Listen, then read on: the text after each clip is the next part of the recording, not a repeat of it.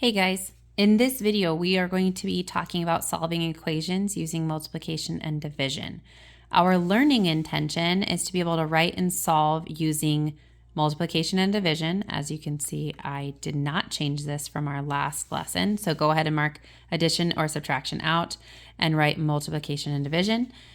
And your success criteria. This is how you'll know that you are successful. I can apply multiplication and division properties of equality to produce equivalent equations.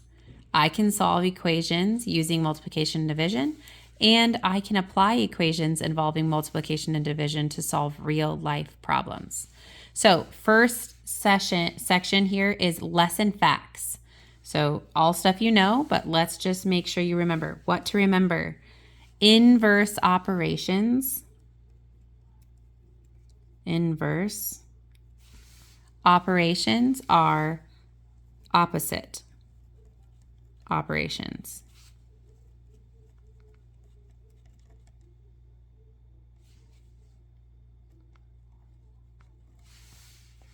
They will undo each other. So multiplication and division are inverse operations. So if I have multiplication in my expression, to undo it, I would need to do division. And the same goes for the opposite. Our number one goal, remember this, number one goal in solving equations is to isolate the variable. So that means get it alone on one side of the equal sign. These are the same rules that we learned in adding and subtracting our equations. So same rules, I'm just reminding you of what they are. When solving equations using inverse operations, you must do the same operation on both sides of the equal sign to keep it equivalent. Remember, we learned equivalent just means equal. Okay, so those are some things that you need to remember when going into this lesson. Here's a little guided practice for you. So if I have 8x equals 112, so this tells me that this is multiplication, right? So we are originally multiplying 8 by x. That's what I see here. So now I need to do the inverse of multiplication, and I need to divide by 8 on both sides of the equal sign, because my goal is to isolate the variable. So to get x by itself, I'm going to have to divide 8 by both sides. So once I do that, this is going to make x by itself. And then over here, I'm going to do 112 divided by 8, which gets me 14. So the solution is x equals 14. Now, just a tip, we've talked about this a little bit, but when you see a fraction bar here, this is often used for division when solving equations. So it looks like a fraction, but oftentimes we just use it to describe dividing because it'll get us the same type of answer. Okay, so here's a different, so that is if I was already multiplying. Here's if I had a problem that I was already dividing. So if I had x divided by 4 equals 42, well, I still need to isolate this variable, get it by itself. So I'm going to have to do the inverse. So if originally I was dividing by 4, then I'm going to have to do the inverse and multiply by 4 on both sides of the equal sign. Remember, whatever I do to one side, I have to do to the other side. So I'm going to multiply this. When I multiply 4 by x over 4, it's going to get rid of that 4 at the bottom. So I'm going to be left with just x. And then I'm going to multiply 42 by 4, which gets me 168. So my solution is x equals 168. Another tip, we've also talked about this, but parentheses are often used for multiplication when solving equations. So if you see something in parentheses right next to that number, then that's telling you that we're multiplying this together. Okay, so same rules as adding and subtracting. If my expression has addition, then I would subtract. If it has subtraction, I would add.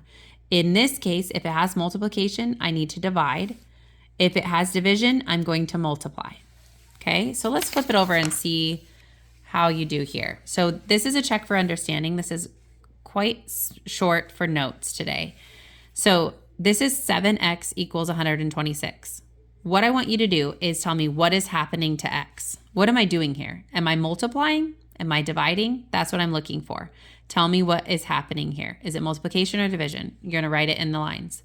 Then what is the inverse operation? So if I am multiplying, what's the inverse of multiplication?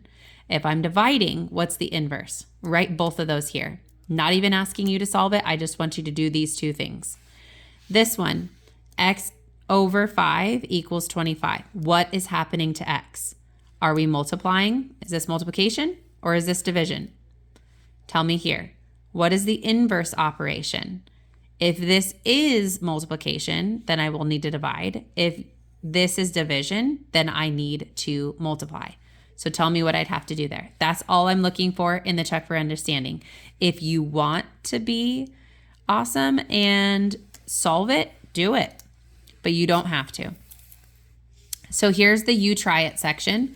So I need you to solve this. So if this is, you tell me, are we multiplying here or are we dividing? Figure out what we're doing, do the inverse operation of it, and solve for both of these. And then I need you to use substitution to check your work. What does that mean?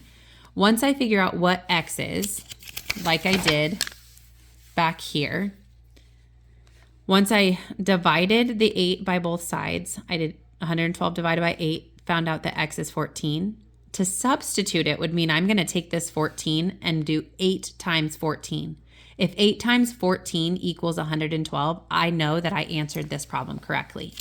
So that's what you're going to do on this back side. Once you get x by itself and figure out what x equals, put it back into this problem. So say x equals, I'm just going to throw out a random number. Let's say x equals 6. If x equals 6, then you're going to do 4 times 6. And if 4 times 6 equals 52, then you know you have your answer right. But if it doesn't, then that's how you'll know if you have it wrong. So check your work here. So I should see you putting in your answer for x down here to see if you get it correct. Okay? Last thing you're going to do is choose one. So I want you to rate yourself on how well you understand the topic. So how well do you understand being able to isolate the variable, to be able to do the inverse operation, and to be able to substitute and put it back in to make sure you have it correctly? I do not understand. I can do it with help. I can do it on my own. I can teach someone else. Try those. Let me know how it goes. We will talk about it tomorrow in class.